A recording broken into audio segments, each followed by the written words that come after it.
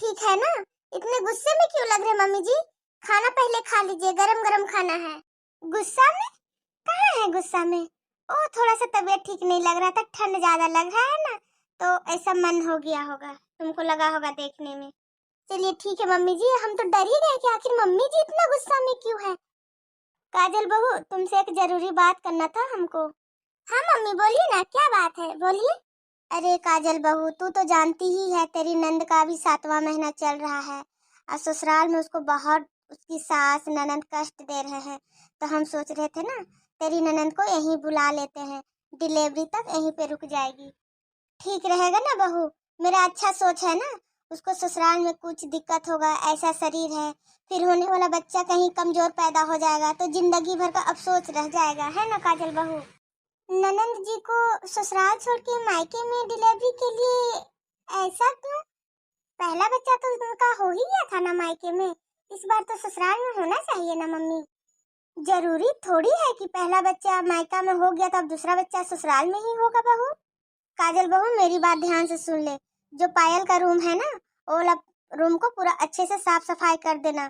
उसके रूम में जितना पेपर ऊपर लगा है सब फेंक करके दूसरे पेपर लगा देना। अगली बार तुम वही पेपर छोड़ दी थी तो बहुत गुस्सा कर रही थी, इस बार वैसा नहीं होना चाहिए, ठीक है?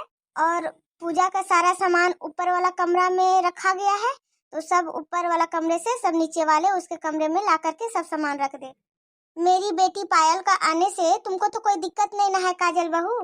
मम्मी जी, हम भी तो प्रेग्नेंट हैं, अगर ऐसा हाल में हम भी ऊपर नीचे ज्यादा करेंगे तो हमको भी दिक्कत हो सकता है मम्मी।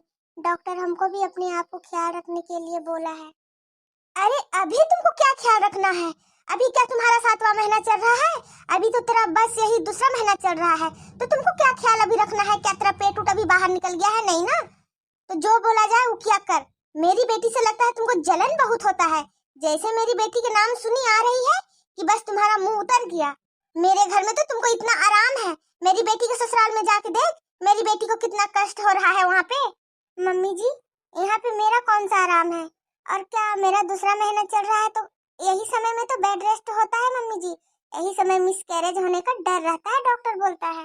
ये तुम्हारा पहला बच्चा नहीं है जो मिसकैरेज हो जाएगा, तुम्हारा दूसरा बच्चा है, समझी? कुछ नहीं होगा, सीधा चुपचाप जो बोले हैं सब कर काम। मम्मी, हम भी कुछ नहीं खा पाते हैं, सारा दिन उल्टी कर करके हम किसी तरह आपको समय पे घर वालों को खाना दे देते हैं मम्मी, हमसे नहीं हो पाएगा ज्यादा। हमको भी तो अब मेरा होने वाले बच्चे का ख्याल रखना पड़ेगा। क्या क्या काम की? यही दाल भात रोटी सब्जी बना दी बस, इसी में थक